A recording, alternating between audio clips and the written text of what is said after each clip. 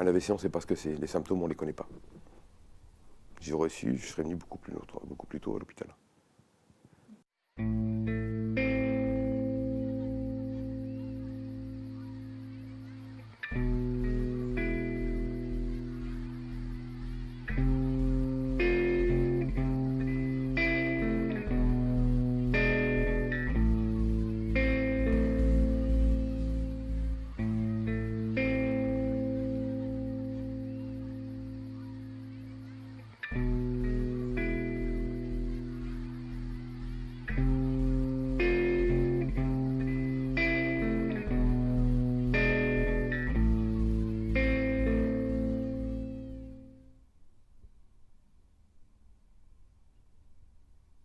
Les AVC, c'est un monde multiple avec plusieurs composantes, mais la composante centrale de l'AVC, c'est le V de vasculaire, c'est une maladie des vaisseaux. Et qu'est-ce qui abîme les vaisseaux? La principale maladie qui abîme les vaisseaux, c'est la maladie athéromateuse, l'athérome. Nos anciens disaient qu'on a l'âge de ses artères, ça veut dire qu'en vieillissant, notamment, on a des modifications de la paroi artérielle. Les AVC, c'est une maladie des artères, non pas des veines, mais des artères. Et nos artères vieillissent, avec notamment constitution de parois plus raides, plus rigides, qui se fendillent et sur lesquelles peuvent se former des caillots. Alors, les symptômes de l'AVC sont d'autant plus variés que le système nerveux, notre cerveau notamment, a beaucoup de fonctions dans la vision, dans la motricité, dans l'équilibre. Et à chaque fois qu'il sera atteint dans sa fonction par l'occlusion d'une artère, il y aura une déficience. Mais il y a quand même des symptômes pour lesquels on tient à alerter particulièrement les gens, des grandes fonctions du cerveau. Eh bien, c'est la fonction motrice, la motricité, l'incapacité à mobiliser un membre ou un segment de membre, la fonction sensitive, des troubles sensitifs, des perceptions aberrantes, des fourmillements intenses, des troubles sensitifs inhabituels. Une fonction sensorielle plus fréquemment touchée, c'est la fonction visuelle. La vision peut être altérée, contrairement à la fonction auditive. En principe, un AVC ne touche pas l'audition. Et puis, il y a des fonctions qu'on va dire plus cognitives, de communication ou d'intégration neuropsychologique, et la principale étant le langage. L'AVC peut toucher nos capacités de communication. Lorsqu'on ressent une faiblesse brutale, et on parlera de la brutalité, parce que l'AVC, le maître mot, c'est le caractère brutal. Lorsqu'on ressent une faiblesse brutale, un trouble sensitif brutal, une altération brutale de la vision, une gêne brutale pour parler, eh bien, la première chose à faire, c'est alerter. Et alerter, bien sûr, soit un proche, mais assez rapidement des autorités de santé. Et la principale, la plus accessible en France actuellement, c'est le Centre 15. On aura beau ouvrir en grand toutes les fenêtres. Quand on est coincé à l'intérieur, les courants d'air soulèvent à peine la vieille et lourde poussière. Mais curieusement, ce sont parfois ces vieux fantômes endormis depuis tant de temps sous le lit, et que ce vent mauvais vient déranger, qui peuvent enfin révéler notre échappatoire, comme un radeau, comme un radar.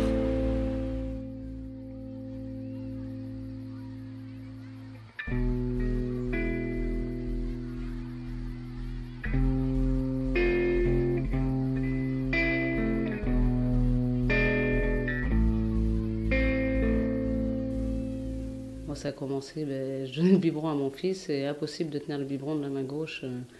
C'est comme je faisais tout tomber les objets, impossible de porter quelque chose. Et des gros maux de tête.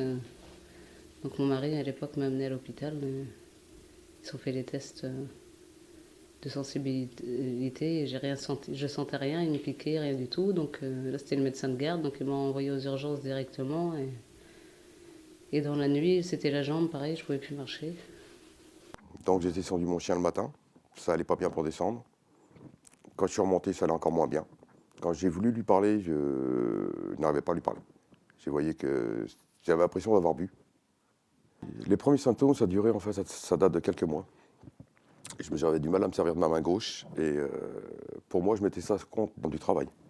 Il voyait bien qu'il y a des choses qui étaient quand même très compliquées. Par exemple, aller aux toilettes, défaire son pantalon, refaire la braguette, c'était quelque chose de compliqué, tous ces petits détails-là. Il y avait eu des prémices un peu plus forts il y a quelques jours avant, pour le réveillon du Nouvel An. On était chez des amis. Toute la soirée, j'ai boité.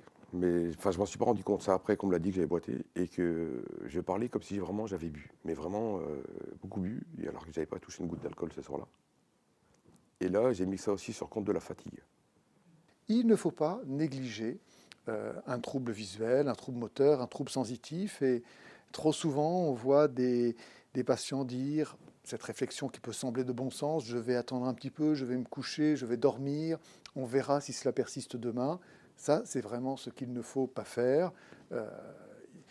Et quand je disais il faut alerter un proche, il faut faire attention parce que souvent on a vu le conjoint ou la conjointe dire détends-toi, va te reposer, tu verras bien, ça va passer pour rassurer. Et malheureusement, ça, c'est un mauvais conseil. À quoi sert la douleur? Ça nous sert à nous protéger d'un danger.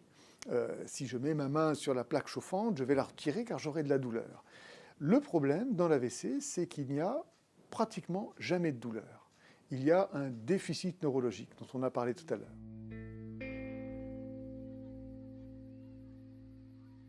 On ne peut pas dire quand on n'est pas bien, c'est plutôt qu'on s'aperçoit de rien. Vous voyez, moi, je n'avais même pas reconnu mon fils qui est venu me dire bonjour et je ne l'ai pas reconnu.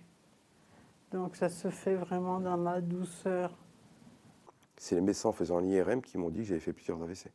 J'en avais qui dataient. Moi, je ne m'en suis jamais rendu compte de rien. C'est ça le problème, c'est que je ne m'en suis pas rendu compte. Les symptômes étaient peut-être les premiers symptômes étaient peut-être que ma main qui commençait à moins fonctionner. C'est là que j'aurais dû m'inquiéter tout de suite. Je n'aurais pas dû attendre.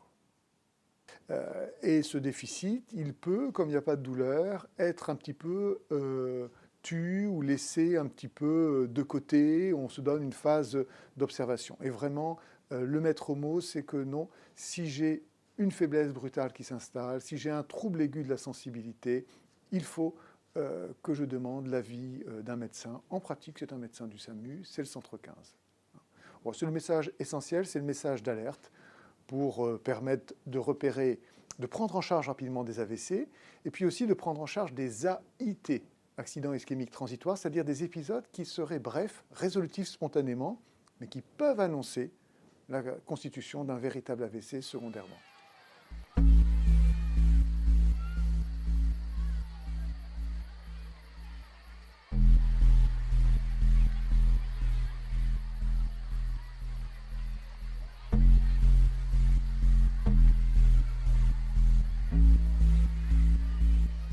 Mais ce qui favorise cette maladie des artères, l'athérome, c'est surtout l'hypertension, le diabète, le cholestérol, le fameux mauvais cholestérol. Il y a un type de cholestérol qui est plus nocif pour les artères. Et puis la sédentarité, le tabac. Le tabac est un grand facteur de risque d'athérome, donc d'AVC. Un autre mécanisme, un autre facteur de risque qui prend de l'importance dans nos sociétés où les gens vivent de plus en plus âgés, c'est l'irrégularité du rythme cardiaque. Une maladie qu'on appelle la fibrillation, où l'oreillette, plutôt que de se contracter régulièrement, a tendance à fibriller. Alors le sang est quand même chassé, mais comme il y a cette fibrillation, il y a une petite stase du sang, et du sang qui stagne, c'est du sang qui peut facilement coaguler. Donc le cœur peut envoyer dans des fibrillations un caillot, et le premier organe après le cœur, la première sortie d'autoroute, c'est direction le cerveau. Donc le caillot peut partir du cœur et aller se bloquer une artère dans le cerveau. Il y a d'autres facteurs, bien sûr, de risque, mais je dirais que tout ce qui favorise l'athérome favorise l'AVC, et notamment donc l'âge, même si l'AVC peut concerner même des enfants. Je fumais beaucoup, je fumais énormément. Je fumais 30 à 40 cigarettes par jour. Alors qu'est-ce qu'il me reste? Il me reste tous ces souvenirs d'enfance, ces minuscules instants qui au fond de ma mémoire, depuis tout ce temps, sont devenus comme des cathédrales. Rien n'est moins futile, rien n'est plus concret, ces souvenirs pèsent bien plus. Il faut être confronté à la famille, il faut la confronter réellement. Il faut leur expliquer les choses vraiment. Oui, je suis pas capable de faire ça. Ouais, je peux pas. Et ça, tu m'en demandes trop. Je supporte pas le bruit. Alors qu'est-ce qu'il me reste, hein? Tu oses me le demander? Moi, il me reste mon royaume, une forteresse cabossée. Ce que m'ont dit les médecins, en fait, l'AVC a fermé des portes dans mon cerveau.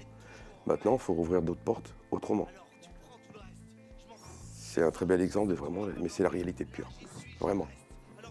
Et je pense que quand on a les symptômes de l'AVC, qu'on ne les connaît pas, mais qu'on on entend parler, qu'on sent qu'on les a, vaut mieux aller par précaution, consulter, plutôt que d'attendre.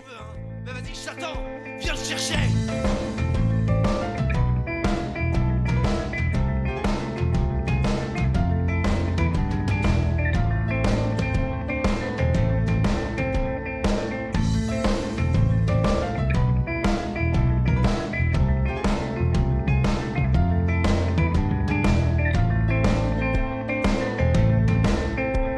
Parce que oui, la mécanique s'est enrayée, mais quand bien même je n'aurai plus jamais peur, car j'ai un endroit magnifique où je peux enfin me réfugier. J'y dévale les collines de ma mémoire, et jusque sur la ligne d'horizon, je n'y vois que de l'espoir.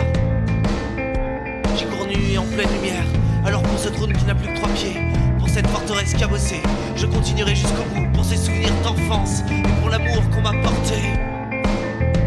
Ça y est, je me souviens. Sur la tête, juste la capuche de mon manteau, les bras nus et écartés, comme les ailes de l'albatros. Dans mon royaume, je reste frêle héros, intrépide et téméraire. Et puis l'amour de mon frère, un bout de carton dans les rayons, moi je roule en Harley, des cabanes dans la forêt, un baiser sur le front.